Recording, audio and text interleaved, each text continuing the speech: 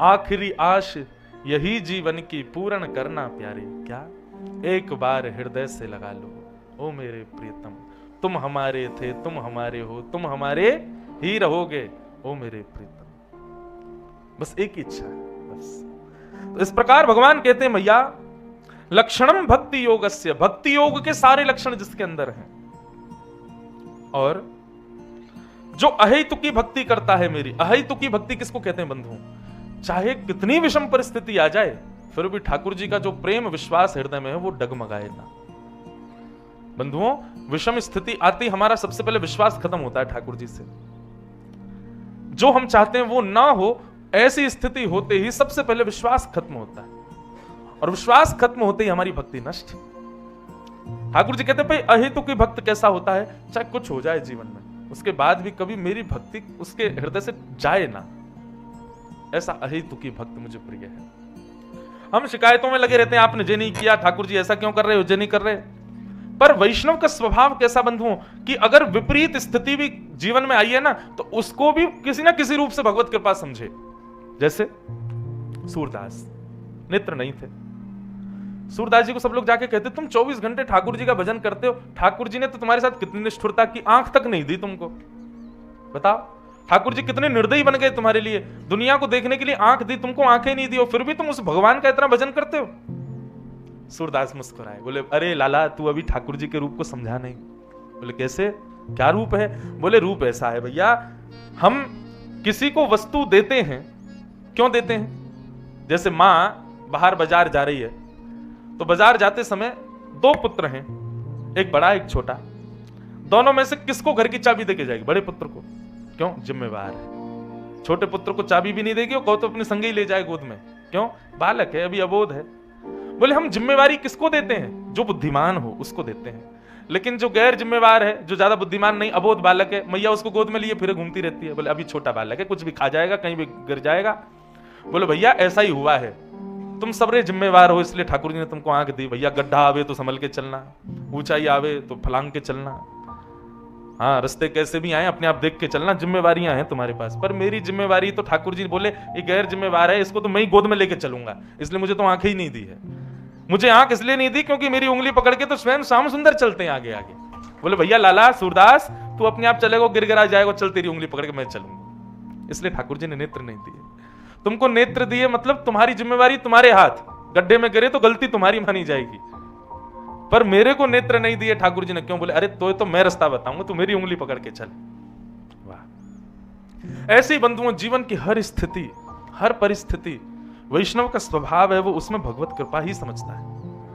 आज अभी इस कथा के बाद ही चिंतन कीजिए, हमारे साथ क्या गलत हुआ, ये गलत हुआ, ये अनुचित हुआ, अब उसको आप कृपा में परिवर्तित करो। ये कृपा थी ठाकुर जी की, ऐसा विचार करो हृदय में, और देखना फिर आप वो कृपा ही लगेगी। उसके बाद उस भाव का जब चिंतन करोगे, तब तब नेत्रों में सजल आंसू आ जाएंगे कि ये कृपा है ठाकुर जी की। अहेतुकी भक्ति, किसी भी प्रकार के क्रम से, किसी भी प्रकार की विपरीत अवस्था से उसका हृदय कभी विचलित ना होता हो, ये मेरे भक्त का लक्षण। मैया ऐसे निर्गुण भक्त मुझे बहुत प्रिय है। क्यों? बोले कि ऐसे निर्गुण भक्त जो सदा सर्वदा अपनी बुद्धि, मन, स्थिति सब में मुझको बिठा के रखते हैं, मेरी भी मन बुद्धि स्थिति में फिर वही रहते हैं। उनकी सब क्रिया फिर मैं निश्चित करता हूं, सुनिश्चित करता हूं कैसे क्या होनी चाहिए। एक भक्त का आज स्मरण करा रही थी सुबह, अभी आ रही है स्मृति उसी की। गोवर्धन में एक झाड़ू लगाता था एक बालक। उस बालक को मंदिर प्रवेश का अधिकार नहीं था। बंधुओं एक बात बताएं, ये हमारे मंदिरों में गैर लोगों का प्रवेश आदि बीच में बंद क्यों रहा? कई मंदिरों में आज भी बंद है, क्योंकि लोग जाते भक्त बन के और मंदिरों में जाकर के फिर कुछ अनुचित कृत्य करते थे। इसलिए बीच के कुछ कालों में, क्योंकि मुगल जब आ गए थे ना भारत में, तो ये क्या करते थे, अपने सैनिकों को ब्राह्मण बना के भेजते थे मंदिर में, त्रिपुंड लगा के चोटी वोटी रखवा करके तब भेजते थे। और वही ब्राह्मण वेश में गए हुए मुगलों के सैनिक गौ मांस बांध के ले जाते और मंदिरों में जाके गौ मांस फेंक आते, ठाकुर जी पे जाके चढ़ा जाते, अनुचित कर आते, तलवार आदि छुपा के ले जाते, मंदिर में जाके तोड़ फोड़ मचा देते। इसलिए फिर बड़े बड़े मंदिरों में नियम बना दिए गए इनका प्रवेश उचित होगा, इनका अनुचित होगा, ये जाएंगे, ये सब हुआ। बंधु, हमारा हिंदू वैदिक सनातन धर्म तो बड़ा सामंजस्य वाला धर्म था। ये तो विकृतियां आई हैं बीच में, हम कितने वर्ष तक गुलाम रहे हैं, आपको पता, 1000 वर्ष से ज्यादा गुलाम रहा है भारत। ये गुलामी का परिणाम, गुलामों से बचने के लिए हम लोगों ने ये सब नियम बनाए, जो मंदिरों में आज कई जगह इन पर प्रश्न उठाया जाता है, ऐसा क्यों है मंदिरों में, इतना भेदभाव क्यों, ये क्यों, वो क्यों। ये सब पहले नहीं था, ये बाद में जबरदस्ती स्थिति बनी, इसलिए करना पड़ा। तो एक झाड़ू लगाता था गिरिराज जी में, उसको मंदिर में प्रवेश का अधिकार नहीं था, तो वो क्या करता था, बाहर बैठ जाता था और मंदिर से आने वाले सारे वैष्णवों से पूछता था, ठाकुर जी कैसे लग रहे हैं। ऐसा ही चरित्र आता है ताज बेगम का।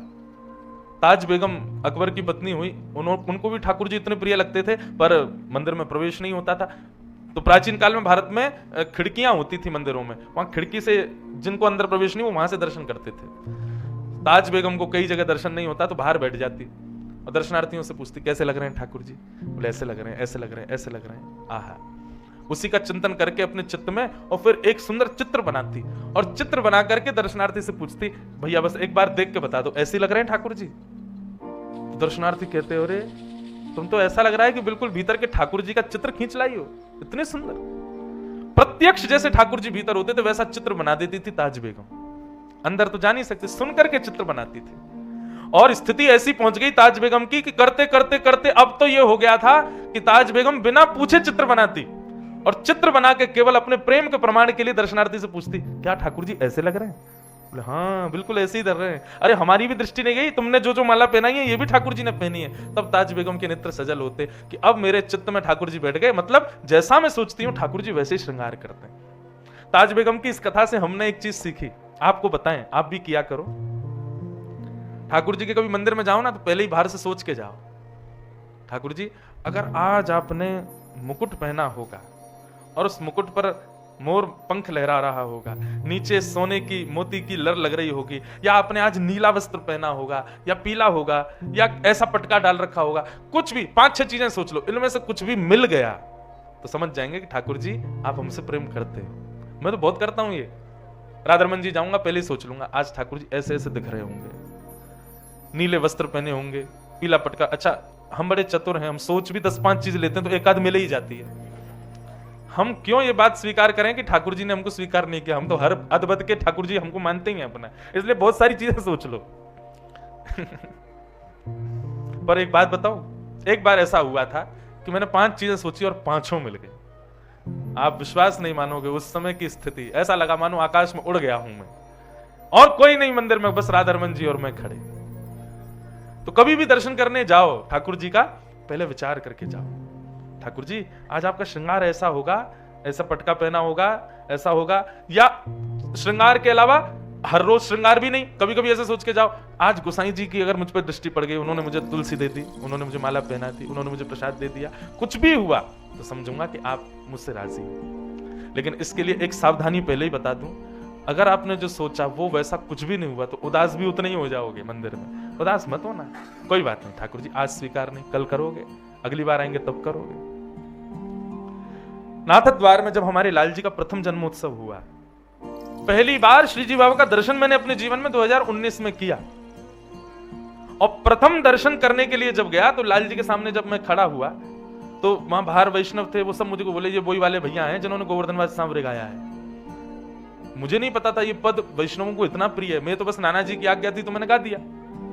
लेकिन नाना जी एक बात बोल के गए, बोले कृष्णदास जी ने जब ये पद गाया, चतुर्भुज दास जी ने, तो ठाकुर जी ने उनको आज्ञा की कि इस पद का नित्य गान करने वाले को मैं निश्चित प्राप्त हो जाऊंगा। अब वो बात नाना जी की हमने सुन ली थी, लेकिन उसका कोई ऐसा भाव नहीं था। पहली बार नाथ द्वार दर्शन करने गए, उसके पीछे भी कारण ये था, हमारी सबसे छोटी बहन का ब्याह हुआ पुष्टि मार्गीय परिवार में, और वहां नियम है कि विवाह होते ही दंपति नाथ द्वार प्रणाम करने जाते हैं।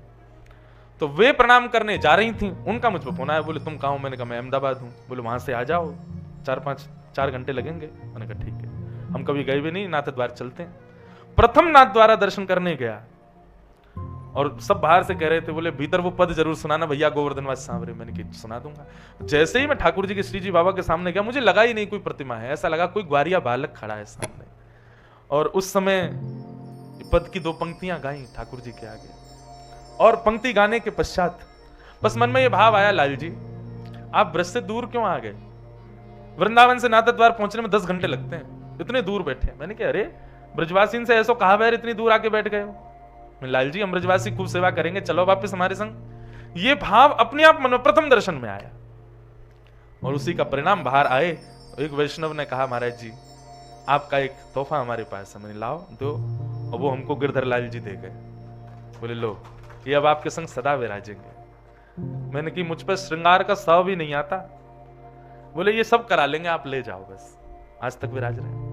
मैंने तो कृपा का प्रत्यक्ष अनुभव किया कि उस पद का ही परिणाम गोवर्धनवासी सांवरे पद का, कि ठाकुर जी पधारेंगे। मुझसे कई लोग कहते हैं महाराज जी हमें आपके जैसे ठाकुर जी चाहिए। मैंने कि बेटा ये तो आवत प्रेम के मोल रे। मैंने कि बेटा पहले प्रेम करो। मैंने कि यूं मत पूछा करो कितने के लाए कहां से लाए, तुम प्रेम करने लगो ये खुद आ जाएंगे तुम्हारे पास। और मैंने कहा ये जो पद है ना गोवर्धनवासी सांवरे, इसका नित्य गान करो। बस भोग लगाते समय, शयन कराते समय, श्रृंगार करते समय मत गाओ, क्योंकि इससे ठाकुर जी को विरह होता है, ठाकुर जी को याद आती है ब्रजवासियों की। तो श्रृंगार हो जाए, भोग लग जाए, उसके बाद ठाकुर जी खाली बैठे तब ये पद सुनाओ। ठाकुर जी शयन कर रहे हैं और आपने पद गा दिया, रात भर बेचारे रोमेंगे, सुर सुर करेंगे नाक से ब्रजवासी की याद में। इसलिए ये पद तब सुनाना जब ठाकुर जी अवकाश में बैठे हो, खाली हो, कोई लीला नहीं कर रहे हो। लेकिन ये पद बंधुओं रोज सुनाओ अपने ठाकुर जी को। हम आपको विश्वास से कह रहे हैं, हमारे पास तो लाल जी पधार गए, आपके पास प्रत्यक्ष लाल जी आ जाएंगे, ठाकुर जी अपने आप आ जाएंगे। भक्ति क्या है बंधुओं? चिंबक है, और चिंबक में जितनी ज्यादा पावर बढ़ाते जाओगे नाम जप और अपने साधना से, उतनी जल्दी ये चिंबक का आकर्षण करने वाले ये जो लाल जी हैं ये दूसरी चिंबक हैं, ये आपकी चिंबक से आके ऐसे चिपकेंगे कि छूटा है ना छूटेंगे, फिर तो लिपट ही जाएंगे, एक ही रह जाएंगे फिर। तो मैं क्या बता रहा था, नाथ द्वार में मैंने पहला उत्सव किया ठाकुर जी का, तो उसमें मैं ठाकुर जी का श्रृंगार करता था, और श्रृंगार करके 9 बजे आके मंच पे बैठ जाता था। दर्शन नहीं कर पाता, दर्शन करने जाता था मैं शाम को उत्थापन के, तो पूरे दिन उत्सव रहता था।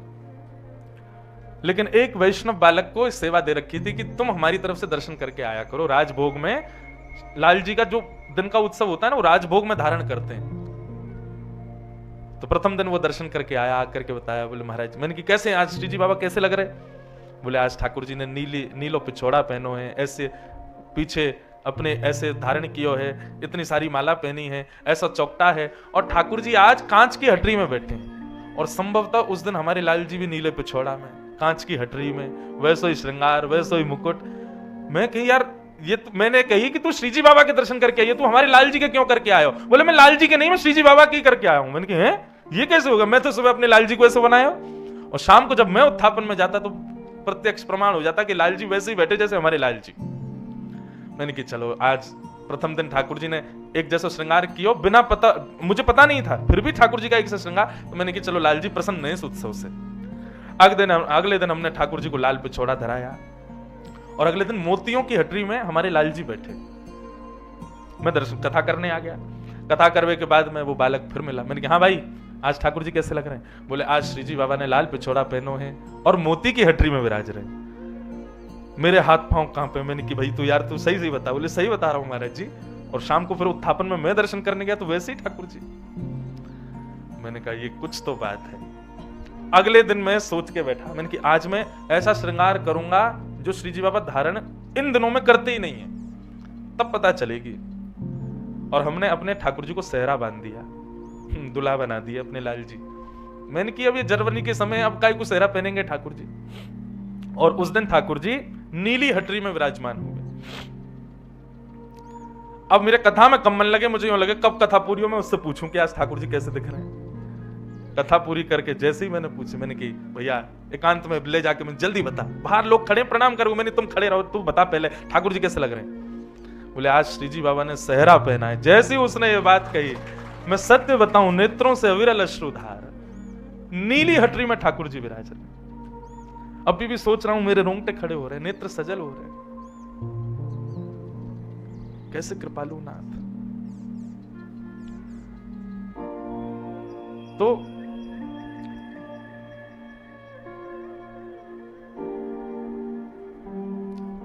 ये रीति थी ताज बेगम उसको अंदर प्रवेश नहीं था मंदिर में, तो बाहर से अपने हृदय का चित्र बनाती थी और पूछती थी दर्शनार्थियों से, ऐसे ठाकुर जी दिख रहे हों तो मैं मानूं कि ठाकुर जी मेरे चित्त में। और जब दर्शनार्थी आके बताता, बोले ऐसे ही दिख रहे हैं ठाकुर जी, नाचने लगती ताज बेगम। बंधुओं, हमारी भक्ति यहीं तक सीमित रहे, हमें मिलना नहीं है ठाकुर जी से। हमको ये छोटे छोटे अनुभव से हम जी लेंगे पूरा जीवन। हमको प्रत्यक्ष दर्शन की अभिलाषा नहीं है। बस आप इन भावों से, छोटे छोटे भावों से अपनी स्वीकृति प्रदान कर देते हैं ना, कि हाँ मैंने तुझे स्वीकार कर लिया, बस मुझे उसी में सुख है, हमें उसी में सुख है। तो झाड़ू लगाने वाला एक वैष्णव गोवर्धन में झाड़ू लगाता, दर्शन नहीं कर पाता था। दर्शनार्थी ऊपर से आते, उनसे पूछता था, आज पगड़ी कैसी, आज माला कैसी, आज श्रृंगार कैसा। और जैसा वो बताते, नीचे रज में ठाकुर जी का वैसा मुखमंडल बनाता, वैसी पाग बनाता, और वैसा ही माला आदि धरा के, और फिर रज में बनाई गई अपनी कलाकृति को श्री जी बाबा समझ के प्रणाम करता। बोले जय हो, आज ऐसे दिख रहे हो। एक दिन ठाकुर जी के हृदय में उससे मिलन की कामना उत्पन्न हुई, और जैसे ही उससे मिलन की कामना उत्पन्न हुई, तो राजभोग के बाद जब सब दर्शन करके चले गए, पूरा गोवर्धन खाली हो गया, सब लोग जाकर शयन चले गए, 1-2 बजे सब सो जाते हैं दोपहर में। उस समय भी वो झाड़ू लगाने वाला वहीं बैठा, रज में जैसी उसने आकृति बनाई थी ठाकुर जी की, उसी का दर्शन कर रहा था, चिंतन कर रहा था, आज ऐसा पिछौड़ा होगा, ऐसी पाग होगी, ऐसे कुंडल होंगे, ऐसी माला होंगी, और बस इसी प्रकार से चिंतन कर रहा था। तभी नेत्र खोल करके उसने ऊपर गिरिराज पर्वत पर जब मंदिर के पास देखा, तो ठाकुर जी की मोतियों की माला चमक रही है, पिछौड़ा चमक रहा है, सिर का मुकुट चमक रहा है, और ठाकुर जी जैसे वो एक पांव से उछल के बालक खेल खेलते हैं ना, खाने बना के एक पांव से कूदते हैं, क्या बोलते हैं आपके यहाँ? हमारे यहाँ उसको ती बोलते हैं। हाँ, सब जगह अलग अलग है। वो ऐसे डालो, फिर एक पांव से पकड़ो। कब से तो खेला ही नहीं, बचपन में खूब खेलते थे। हाँ, अब की बार लाल जी के उत्सव में एक दिन वो खेल भी खेलेंगे। हम लाल जी के उत्सव में सब करवाएंगे, लाल जी खूब प्रसन्न रहे। तो ऐसे श्रीनाथ जी अपनी एक टांग पे उछल रहे थे गिरिराज पर्वत पे, एक पांव पे उछल रहे, एक पांव ऊपर कर रखा, और पांव पकड़ के करे, अरे कोई अयो भैया मेरे कांटों लग गए हो, मुझको बहुत पीड़ा है, ये नहीं जल्दी आओ। अब वो नीचे बैठा वो बालक, वो देखे ये कौन है, अरे ये तो मुकुट धारण किए हैं, ऐसी सुंदर बेनी गूथी भैया, इतनी सारी माला, पिछोड़ा, अरे ये तो ठाकुर जी जैसा श्रृंगार है, ये कौन है? दूर गिरिराज पर्वत पे ठाकुर जी कूद रहे हैं। ठाकुर जी ने उसको देखा, उसको सारे बैठो बैठो, देख कारो, जल्दी ऊपर आ, देख मेरे कांटों लग गो या को निकार।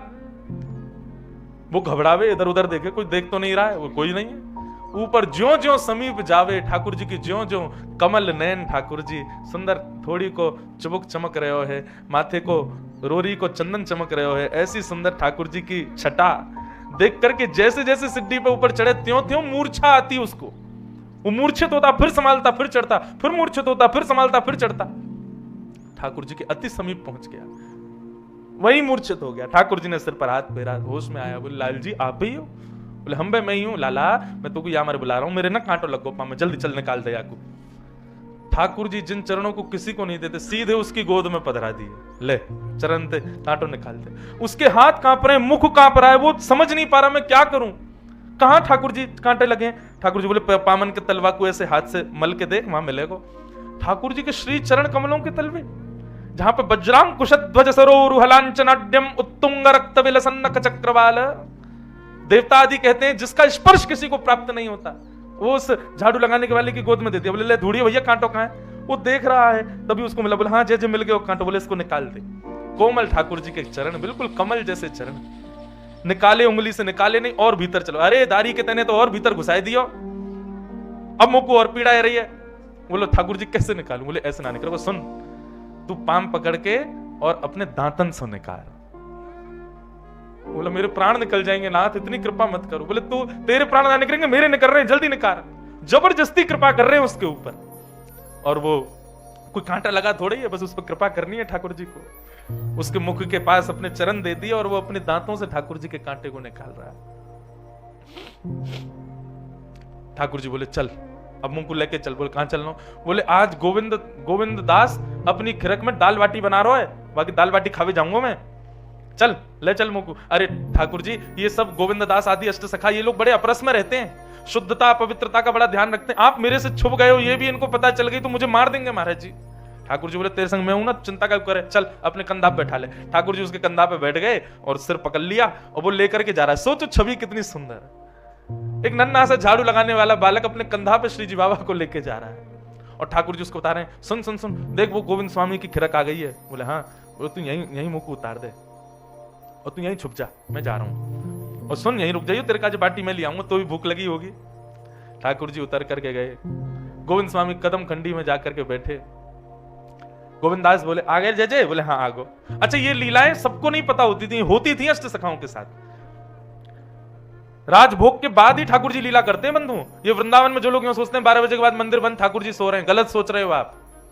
ये 12 बजे जो मंदिर बंद हुए और 4 बजे, यही तो लीला का समय है। ठाकुर जी इसी समय कृपा करने जाते हैं किसी पे, ये सोते थोड़ी है। ठाकुर जी गौचारण का समय, लीला का समय है ठाकुर जी का। ठाकुर जी पहुंच गए। गोविंदास जल्दी भूख लगी है, मुझको जल्दी खवा, बाटी खवा। और गोविंदास बाटी सेक करके चिमटा से उठा के ठाकुर जी के आगे पत्तल में धरे। सो ठाकुर जी न खावे, न खा के सोई बाकू जेब में भर ले अपनी, बाकी काजे लेके जानी है। खड़ो बेचारो लेके आयो मुकू। जहां 5 6 7 सामान्य बाटी खाने वाले लोग होते हैं, ठाकुर जी कम 15-20 तो खाते हैं। 56 भोग देखा ठाकुर जी, हमारा 100 से लाला इतनो बड़ो, इतनो से वाको पेट। और 56 भोग देखो कल कितनो, पूरी नाप भर गई महाराज। ठाकुर जी वो पेट नहीं है, कुआ है, कितनों खवाए तो भरे ना है। खूब प्रेम से मामे। तो गोविंद दास ने पहले इतना आटा लगाया था कि उनको पता था कि लाल जी 20-25 बाटी तो खाएंगे, और वो भी तब जब राजभोग पाके आए हैं। राजभोग आरती हो गई है, पावे में तो बड़े निपुण है हमारे लाल जी। अच्छा एक बात बताऊं बंधु, एक बार एक तर्क कुतर्की व्यक्ति ने मुझसे प्रश्न किया। तर्क कुतर्की भी बहुत आते हैं ना। बोले एक बात बताओ, ठाकुर जी को इतनी भूख क्यों लगती है? 8 बार भोग लगाते हैं सुबह से शाम तक, इतने भूख क्यों लगती है ठाकुर जी को? उसका एक ही उत्तर है, पूरा विश्व भगवान के उदर में है। जब ठाकुर जी का भोग लगता है ना, तब सबका पेट भरता है। ये हम आप सब लोग रोज भोजन कर रहे हैं, इसका परिणाम यह कि ठाकुर जी का भोग लग रहा है। और यदि कोई व्यक्ति भूखा सो रहा है, भूखा रह रहा है, तो निश्चित कोई ना कोई व्यक्ति प्रसाद का अपमान कर रहा है, उसी अपमान की वजह से कोई भूखा है। ये पूरा विश्व ठाकुर जी के गर्भ में। और आप तो 8 अरब मानवों को जानते हो, जल के प्राणी, जंगलों के प्राणी, हवा में उड़ने वाले प्राणी, अरे छोटे छोटे जीवाणु भी, ये भी भोजन करते हैं। ये सब भी ठाकुर जी के गर्भ में है। ठाकुर जी का इतनी बार भोग लगता है, इसीलिए सब तृप्त हैं, सब पा रहे हैं। ठाकुर जी बोले अब गोविंदास पेट भर गो हमारा, तो अब हम जा रहे हैं मंदिर, अब जाके नेक देर सोमेंगे, फिर 4 बजे उत्थापन आरती होएगी। गोविंदास बोले जय जय, बड़ी कृपा। जैसे ही ठाकुर जी खड़े भये, सो ठाकुर जी की पीतांबरी इतनी फूल गई, बाटी बल रही जेब में। गोविंदास बोले जे का हेरो है ठाकुर जी ने रुकी। बोले कहा ये इतनी पीतांबरी ऐसी तुम्हारी कैसे फूल गई है? ये तो तब फूले जब आप नाचो, जो गोल गोल घूमो तो ऐसी पीतांबरी फूल जाए आपकी, ये इतनी कैसे फूल गई? कहा भर रखो भीतर। ठाकुर जी कछु ना कछु ना कछु नहीं। गोविंदास ने पकड़ ली, देखे तो भीतर थे महाराज गोजा में बाटी भर रखी है। ये जेब को ब्रज भाषा में कहें गोजा, गोजा में बाटी भर रखी है। गोविंदास बोले बाटी जेब में काय धर रखी है, कौन के काजे ले जा रहे हो? ना कोई को नहीं। ठाकुर जी ने एक बार ऐसे देखी उसकी तरफ जो पेड़ के पीछे छुपा था। गोविंदास बोले कौन को देख रहे हो? दौड़ करके गोविंदास गए तो वो झाड़ू लगाने वाला बालक मिल गया। ठाकुर जी सही सही बताओ पूरी बात कहा है? तो उस बालक ने कहा गोविंदास जी मुझे क्षमा कर दो, मुझसे बहुत बड़ा अपराध हो गया, आज ठाकुर जी मेरे कंधा पे बैठ के आए। गोविंदास बोले राम राम राम, महा गुसाई जी ने मंदिर में इतने नियम बना रखे हैं, हाथ धो के आए करो, पामन को धो के आओ, आधो स्नान करके आओ, शुद्धता को ध्यान रखो। बेचारा वो तानसेन एक बार पद गावे आयो तो गुसाई जी ने भगाई दिया। बोले काय? बोले पहले तांबुल थूक के आ, शुद्ध मुंह से सेवा कर ठाकुर जी की। इतनी सेवा शिष्टाचार को विचार करें, और यहाँ ठाकुर ने सबरी सेवा तोड़ रखी है। झाड़ू लगावे वाले इनके कंधा पे बैठ बैठ के डोल रहा है। ये सबरे नियम हमारे काज है, नहावे धोवे के, तुम्हारे काज कछु ना है। ठाकुर जी बोले अब ठीक है गोविंदास, गुस्सा कर रहे हो, कोई बात ना, छोड़ दे याको। बोले या को कोई अपराध थोड़ी है, बेचारो ये तो ऊपर ही ना जावे कभी गिरिराज पर्वत पे, तुम नहीं बुलाए होगो जरूर। बोला हाँ इन नहीं बुलाए हो। ठाकुर जी बोले भजमारे तू और बता दे सबरी बातन में, अरे तो पे कृपा करिए, तू और मेरी शिकायत कर रहा है। गोविंदास बोले ऐसे काम नहीं चलोगे। ठाकुर जी बोले बता कहा करूं? गोविंद कुंड में स्नान करो, स्नान करके ऊपर जाओगे। ये बड़े 3-3 बार नवा के हमको बड़ी अपरसता को बात बतावे, ठाकुर जी के सामने शुद्धता से जाओ, पवित्र, अब खुद अपवित्र हो ना के जाओ। ठाकुर जी बोले देख भैया सर्दी को समय, कैसी ठंडे कोहरा पड़ रहे हैं, सूर्य के दर्शन ना भय 4 दिन आते, तू मुझको कुंड में नवावेगो, ऐसा मत करे। चल मैं एक काम करूं, मैं आचमन कर लूं, अपवित्र पवित्रो वा सर्वावस्थांगतो पिवा यस्मरेत पुंडरीकाक्षम सभाई अभ्यंतर शुचि। ऐसे जल छिड़काव करके व्यक्ति पवित्र माना जाता है। ठाकुर जी गए गोविंद कुंड पे जाके जल लेके अपने नाम से अपने आप को पवित्र कर रहे हैं। यस्मरेत पुंडरीकाक्ष सभाई अभ्यंतर शुचि। इतने में गोविंददास पीछे से गए, धक्का दे दियो ठाकुर जी को, गिर दिए गोविंद कुंड में। ठाकुर जी महाराज गोविंद कुंड में डूब रहे हैं, तैर रहे हैं। बोले हे गोविंदा तो देख लूंगा मैं आज। गोविंददास की बात मान के ठाकुर जी बेचारी गोविंद कुंड में नहा लिए, दौड़ करके मंदिर में गए। जैसे ही उत्थापन आरती भई सो देखी ठाकुर जी के सर्वांगीण अंग से जल चुचा रहा है। गोसाई जी बोले जय जय, इतनी सर्दी। आपको पता है श्रीनाथ जी साल में 3 या 4 बार स्नान करते हैं बस, तो बाकी के दिन गीलो कपड़ा करके पहुंच दिए जाए। बच्चे नेक सो सब बालक है, रोज रोज नहावेगा तो बीमार पड़ जाएगा, इसलिए रोज रोज केवल पहुंचा जाता है। बाकी जन्माष्टमी, स्नान पूर्णिमा आदि 2-4 साल में दिन है, उनमें स्नान करते हैं। गोविंददास जी तो बड़े अंगीठी रखी, कंबल उड़ायो। गुसाई जी ने, गोविंददास जी आए, गुसाई जी बोले हे गोविंदा, तेने ठाकुर जी को धक्का दे दियो गोविंद कुंड में? अच्छा तो पहले आके बता दे, इनने मैंने कहा किया है, अब मैं बता दूंगा आप क्या कर रहे। ठाकुर जी सारों को नहीं नहीं नहीं तू मत बता, मेरी शिकायत मत करे भैया, गोविंदा तू मेरो प्रिय ना है, मेरी शिकायत मत करे। गोविंददास जी बता दी, बोले गुसाई जी ये झाड़ू लगावे वालों बालक है, वक्त कंधा बैठ के घूम रहे, इनने शुद्धता पवित्रता का विचार नहीं किया, इसलिए मैंने गोविंद कुंड में धक्का दिया। तब गुसाई जी लाल जी की इस लीला को सुनकर के बड़े प्रसन्न हो गए। बोले जय हो जय जय, आप बड़े कृपालु हो, कौन कौन पर कैसी कैसी कृपा करवे जामे, आपके या भाव को हम बार बार प्रणाम करें।